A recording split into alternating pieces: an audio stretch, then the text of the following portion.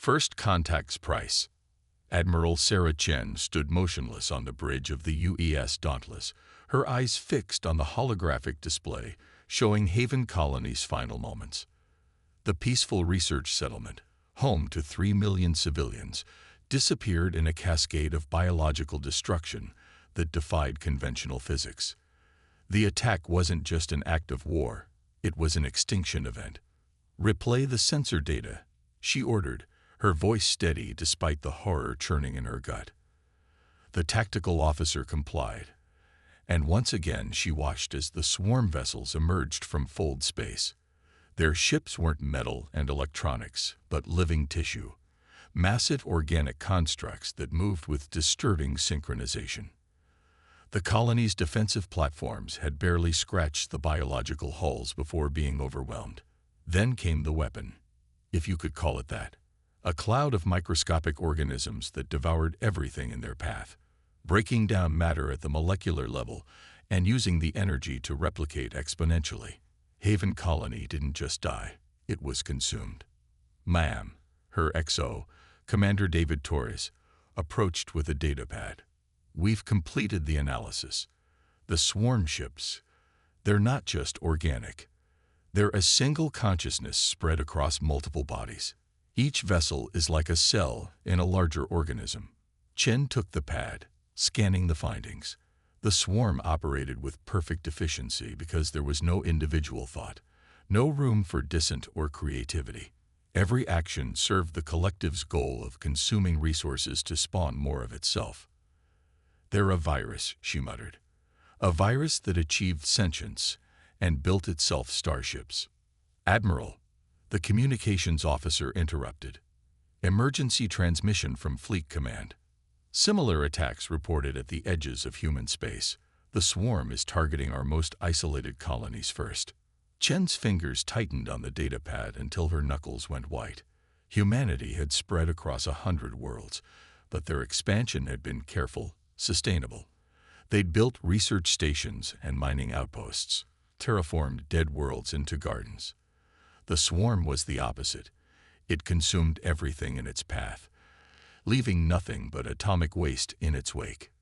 "Get me a secure channel to Fleet Command," she ordered, "and contact Dr. Rivera at the Titan Research Station. Tell him it's time to activate Project Prometheus." As her crew scrambled to comply, Chen studied the tactical display showing the swarm's advance.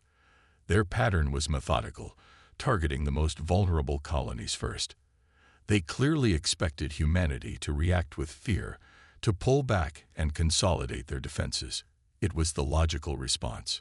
But humanity hadn't survived and thrived among the stars by being logical. They'd done it by being innovative, adaptable, and most importantly, unpredictable. "Channel secured, Admiral," Torres reported. "Fleet Command standing by." Chen squared her shoulders. What she was about to propose would change the course of human history. "This is Admiral Chen. The swarm isn't just an enemy. It's an extinction-level threat to all human life. I am officially invoking Emergency Protocol Zero." The silence that followed was deafening. Protocol Zero had been theoretical, a worst-case scenario that authorized the immediate militarization of all human resources and technology. Every factory, every research lab, every piece of infrastructure would be redirected toward survival. Authorization confirmed. Fleet Command responded after a moment. "God help us all." "God helps those who help themselves," Chen replied grimly. "And we're about to help ourselves to some serious retribution. Send word to all colonies. This isn't a war for territory or resources. This is a fight for survival, and we're going to show these cosmic parasites why humanity doesn't go quietly into the night." Within hours, the gears of human civilization began to shift. Civilian ships were retrofitted with weapons, mining equipment repurposed for military applications. Dr. Rivera's controversial research into synthetic biology, kept secret for fear of public backlash, was suddenly the cornerstone of humanity's counter-strategy. "The swarm thinks it's perfect," Chen told her assembled officers. "It's evolved to be the ultimate predator, consuming everything in its path. But that's its weakness. It can't imagine anything being stronger than itself. It can't conceive of prey that fights back. And that's exactly what we're going to do. She brought up the specifications for Project Prometheus, a radical fusion of human technology and synthetic biology that would turn the swarm's greatest strength into a fatal weakness. They attack by consuming and replicating. Fine. We'll give them something to consume, something that will tear them apart from the inside out. As the Dauntless moved to join the gathering fleet, Chen watched the stars and thought about Haven Colony. The swarm had made a fundamental mistake. They'd assumed that humans, like all their previous victims, would respond with fear and desperation.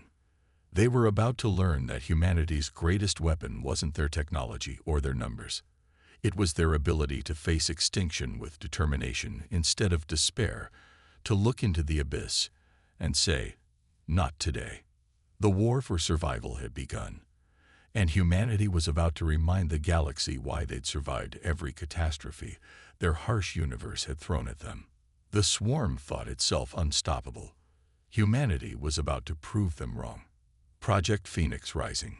Dr. Marcus Rivera hadn't slept in 3 days, but adrenaline and determination kept him going. The Titan research station's massive laboratories hummed with activity as his team worked to perfect the synthetic biological weapon that might save humanity.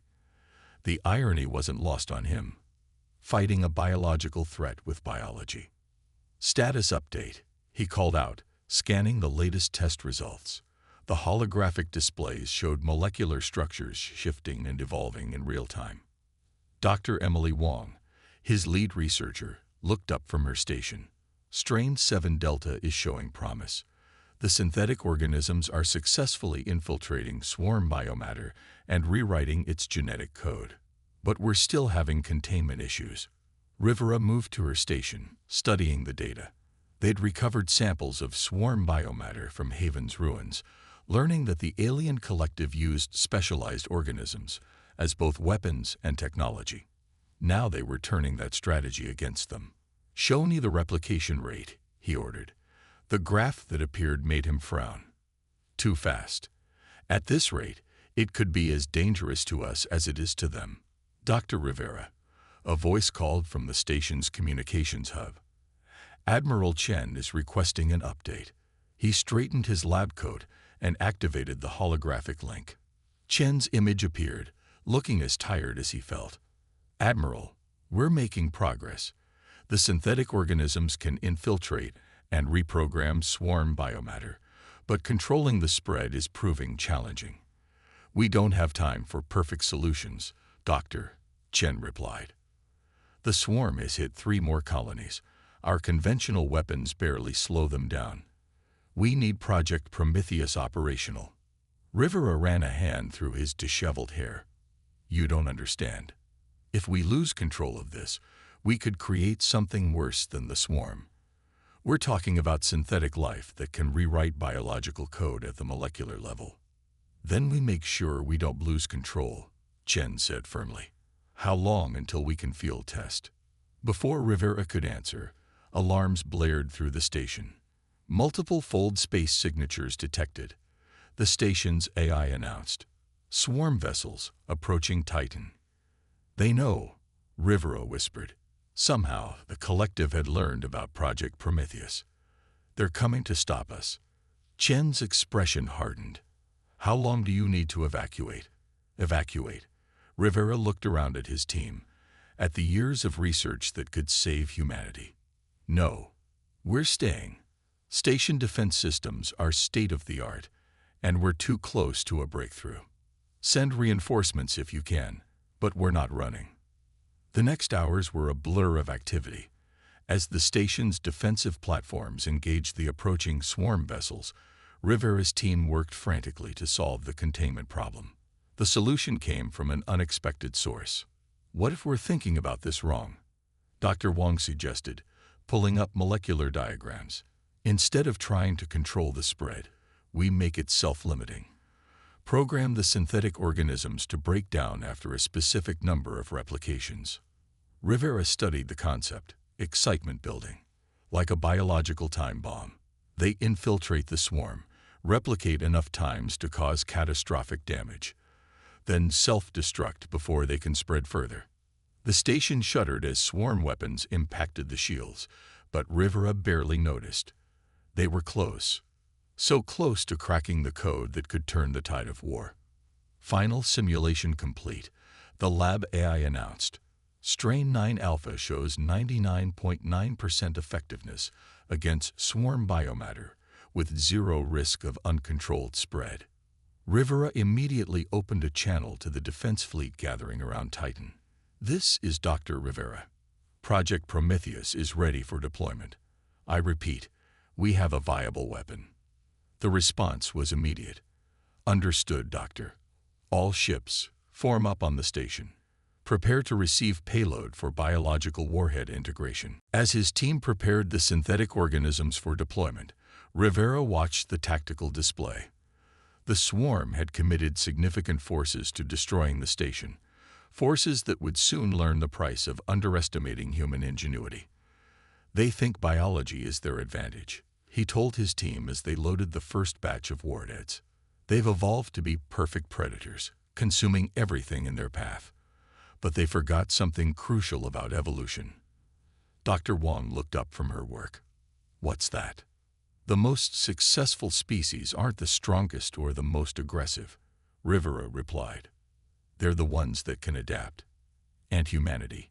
We've turned adaptation into an art form. The station rocked with another impact, but the shields held. Outside, the human fleet moved into attack formation, their ships now armed with weapons that would turn the swarm's biological perfection against itself. Rivera watched as the first wave of modified missiles launched, carrying humanity's answer to extinction toward the enemy. The swarm had evolved to be the perfect predator, but humanity had done something unprecedented. They'd invented a new form of life specifically designed to hunt the hunters.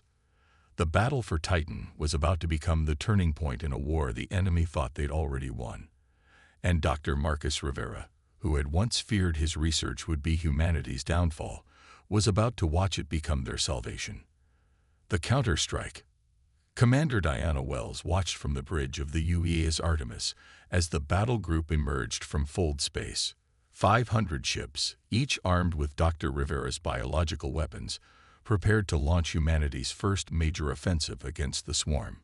Multiple swarm signatures detected, her tactical officer reported. They're harvesting the Vega system's resources. No sign they've spotted us yet. The swarm had been systematically stripping entire star systems, converting raw materials into more of their biological ships. This time, they'd chosen the wrong target. The Vega system wasn't just resources, it was a trap. Launch sensor drones, Wells ordered. Let's see exactly what we're dealing with. The data streamed in, showing hundreds of swarm vessels linked together in their characteristic hive mind formation. They were vulnerable during resource collection, their consciousness spread thin across too many bodies. All ships, execute Operation Virus, Wells commanded. Remember, we only get one shot at surprising them with this. The fleet split into 3 groups, each approaching from a different vector. The swarm's first indication of trouble came as Project Prometheus, warheads detonated among their collection fleet. The synthetic organisms spread rapidly, infiltrating and corrupting the swarm's biological technology. Direct hit on their primary mass, her XO reported. Bio readings show the synthetic organisms are successfully replicating. Wells watched as the first swarm ships began to disintegrate, their living tissue turning against itself. But the collective was learning, adapting its biological structure to resist the attack. Launch second wave, she ordered. Different strain this time. Don't let them adapt. This was humanity's advantage.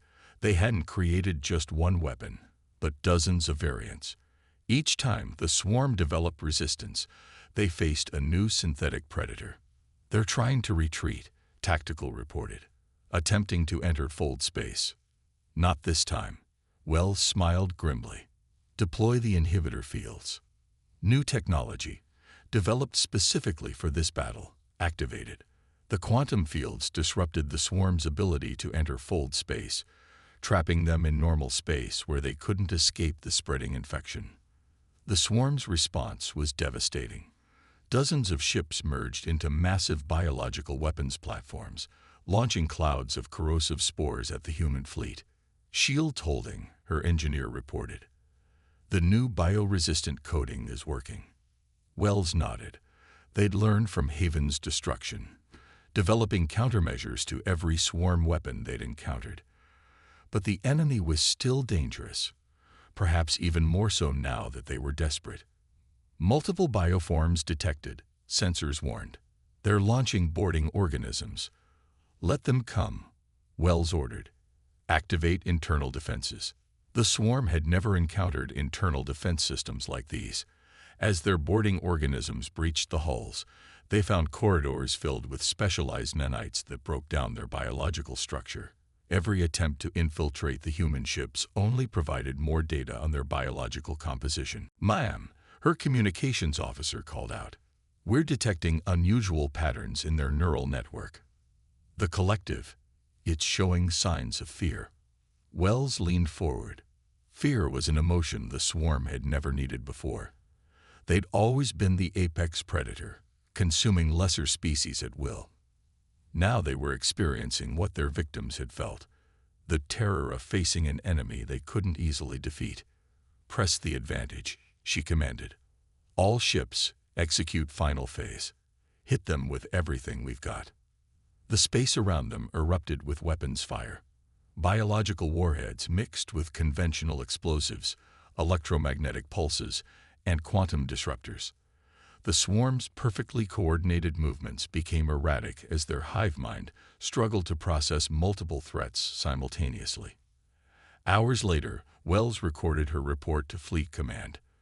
The Vega system had been secured, with over 300 swarm ships destroyed and valuable data collected on their response to Project Prometheus. "The enemy is powerful," she concluded, "but not invincible. Their biological nature makes them vulnerable to our synthetic weapons, and their hive mind consciousness, while efficient, struggles to handle unexpected threats. Most importantly, we've proven that humanity can not only fight back, but win." As the fleet regrouped and prepared to return to base, Wells studied the tactical data from the battle. The swarm would adapt, develop new defenses against their weapons. But humanity would adapt faster, creating new variants, new strategies, new ways to fight. This was just the beginning, the first major victory in what would be a long war. But it was more than a victory. It was proof that humanity's greatest strengths, innovation, adaptability, and the ability to learn from their enemies, could overcome even the most seemingly unstoppable force in the galaxy. The counterstrike had succeeded beyond their highest expectations. Now it was time to take the fight to the enemy's home territory. The swarm was about to learn that they'd awakened something far more dangerous than they'd ever encountered, a species that refused to become just another meal in their endless consumption of the galaxy. The turning point. Captain James Foster watched the quantum entanglement readings with intense focus. His stealth ship, Shadow, drifted silently through the debris field of a former swarm staging area. The mission was unprecedented, not to destroy the enemy, but to understand them. Neural pattern analysis complete, Lieutenant Sarah Paddle reported from her station. The swarm's hive mind is showing increasing signs of cognitive stress. They're experiencing something new, doubt. The data confirmed what they'd suspected. Every defeat, every successful deployment of Project Prometheus had done more than just destroy swarm ships. It had introduced uncertainty into a consciousness that had never known failure. "Begin Phase 2, Foster ordered. The Shadow's specialized equipment activated, broadcasting carefully crafted quantum signals designed to interfere with the swarm's neural network. Their breakthrough had come from an unexpected source, a team of synapsychologists who suggested that the swarm's greatest weakness wasn't biological, but psychological. Their perfect hive mind made them vulnerable to emotional contagion. Signal penetrating their network, Paddle confirmed. Implanting the memory sequences now. They weren't just broadcasting noise. They were feeding the swarm manufactured memories of defeat, of entire hive clusters being destroyed by weapons they couldn't understand. Fear, once introduced into their network, spread like a virus through their collective consciousness. Multiple ships breaking formation. Tactical reported. Their coordination is deteriorating. Foster allowed himself a small smile. The swarm's perfect unity was becoming their undoing. They couldn't compartmentalize negative emotions like individual beings could. When one part of the hive mind experienced terror, the entire collective felt it. "Launch the autonomous drones," he ordered. Hundreds of small vessels, each programmed with unpredictable attack patterns, emerged from the shadow's hold. They weren't meant to cause significant damage. Their purpose was to increase the swarm's confusion and panic. The enemy ships responded erratically, their usually perfect formations dissolving into chaos. Some tried to attack the drones, others attempted to retreat, while others simply froze, overwhelmed by conflicting impulses from the fragmented hive mind. "Sir," Patel called out, excitement in her voice, "we're detecting something unprecedented. The swarm, they're starting to develop individual thoughts. The hive mind is fracturing." This was beyond their wildest expectations. The constant stress of defeat, combined with the artificial fear they'd introduced, was causing the collective to split into separate consciousness clusters. Some were still aggressive, others were becoming cautious, and a few were showing signs of genuine independence. "Send word to Admiral Chen," Foster ordered. "Operation Nightmare is exceeding projected outcomes. The swarm isn't just being defeated, it's evolving. And not in a way that makes it stronger." The implications were staggering. They'd theorized that forcing the swarm to experience fear and doubt might weaken them, but this was different. They were witnessing the potential birth of individual consciousness within the collective. "Sir, new contact," Tactical announced. "Massive swarm vessel approaching. Unlike anything we've seen before." The ship that emerged from fold space was enormous, its biological structure more complex than any they'd encountered. This had to be a control node, perhaps even the central consciousness of the entire collective. "All stations, initiate maximum stealth protocols," Foster commanded, "and prepare a full spread of psychic warfare packages. If that's their leader, let's give it something to think about." The Shadow systems hummed as they launched their most sophisticated attack yet, not against the vessel's biological systems, but against the consciousness controlling it. They bombarded it with memories of defeat, with the terror of its dying drone ships, with the confusion of its fragmenting hive mind. The response was immediate and violent. The massive ship writhed in space, its biological structure distorting as the consciousness within it experienced true fear for the first time in its existence. "Multiple quantum ruptures detected," Paddle reported. "Swarm ships are retreating across all sectors. The hive mind, it's broadcasting some kind of distress signal."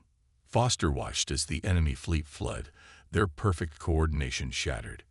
In pushing them to evolve beyond their singular consciousness, humanity had discovered a weapon more powerful than any biological agent: the power of individual thought and emotion. "Send all data to command," he ordered. "The war's not over, but I think we've just found their critical weakness. The swarm isn't just fighting our weapons anymore. They're fighting their own emerging individuality." As the Shadow prepared to return to base, Foster contemplated the irony. The swarm had sought to consume humanity, to add their biological and technological distinctiveness to their own. Instead, humanity had infected them with something far more potent: the concept of individual consciousness. The tide of war had turned, not through superior firepower or advanced technology, but through humanity's understanding of consciousness itself. They had introduced chaos into a system of perfect order, and that chaos was spreading through the collective like a liberating infection. The swarm had thought themselves the ultimate evolution of life in the galaxy. Now they were learning that true evolution wasn't about achieving perfection. It was about the messy, chaotic process of becoming something new, something different, something more. Victory's dawn. Admiral Sarah Chen stood on Haven's surface, watching as terraforming machines purified the contaminated soil. 6 months had passed since they'd discovered the swarm's weakness, and now humanity was taking back what was lost. The biological reconstruction is proceeding ahead of schedule, Dr. Rivera reported, his hologram flickering in the purified air. The synthetic organisms aren't just destroying remaining swarm biomatter, they're converting it into viable organic material. Chen nodded, studying the progress reports. The same technology they'd used to defeat the swarm was now being used to heal worlds. And the fragments? Stabilizing, Rivera confirmed. The separated consciousness clusters are developing true individuality. Some have even requested communication. The final battle had been unexpected. Instead of fighting to the death, the swarm's central consciousness had fractured completely, splitting into thousands of independent entities. Many had flowed into deep space, but others had chosen to communicate. Fleet status, Chen commanded, switching channels to her tactical network. All sectors secured, Commander Wells reported. The remaining hostile elements have been contained in the Carina sector. The rest, she paused, the rest are evolving. That was the most surprising outcome. Their psychological warfare hadn't just defeated the swarm, it had transformed them. The introduction of fear, doubt, and individual thought had triggered a cascading evolution in their consciousness. Admiral, her comm officer interrupted. We're receiving a transmission from the Nexus Cluster. The Nexus Cluster, a group of former swarm entities that had embraced individuality. Their message appeared in her neural display. We understand now. Unity without diversity is stagnation. You taught us fear, but also growth. Some will never accept this change, but we seek coexistence. The consumption must end. Chen composed her response carefully. Coexistence requires trust.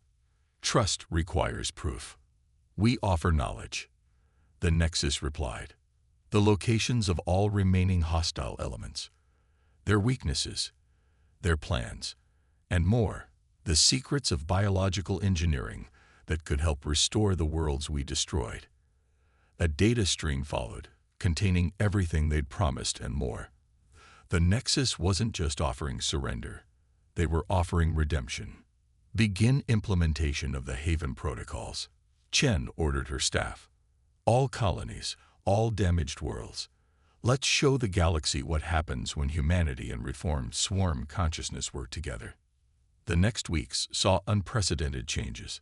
Worlds once thought lost forever began to heal. The Nexus Cluster shared technologies that accelerated terraforming by decades, and in orbit above Haven, something remarkable took shape, a hybrid ship, combining human innovation with evolved swarm biology. It's beautiful, Chen admitted, watching the vessel's first flight tests. Neither fully mechanical nor fully organic, it represented something entirely new in the galaxy. They're calling it the Phoenix class, Rivera's hologram commented. Appropriate, given how we've all risen from the ashes. The war had changed both sides. Humanity had proven itself more resilient and innovative than any force in known space. The swarm had evolved from a mindless consumer of worlds into something capable of growth, change, and cooperation. Chen thought back to that terrible day when Haven fell, when extinction seemed inevitable. They'd faced an enemy that believed itself perfect, unbeatable. Instead of breaking, humanity had done what it did best: adapt, innovate, and turn apparent defeat into unprecedented victory. Send word to Earth Command, she ordered. The Reconstruction era officially begins today. And add a personal note, remind them that our greatest victory wasn't destroying an enemy, but transforming one. As she watched the Phoenix ship dance through Haven's restored skies, Chen reflected on the true lesson of their victory. The swarm had sought to consume humanity, to add their distinctiveness to their own. Instead, humanity had given them something far more valuable: the power to change, to grow, to become something more than the sum of their parts. The war was over. The future that lay ahead wasn't one of mere survival, but of transformation. Humanity had proved itself once again, not just through force of arms, but through the power of adaptation, innovation, and the unyielding spirit that had taken them to the stars. And somewhere in deep space, new consciousness continued to evolve, forever changed by their encounter with a species that refused to become just another consumed world in an endless cycle of consumption.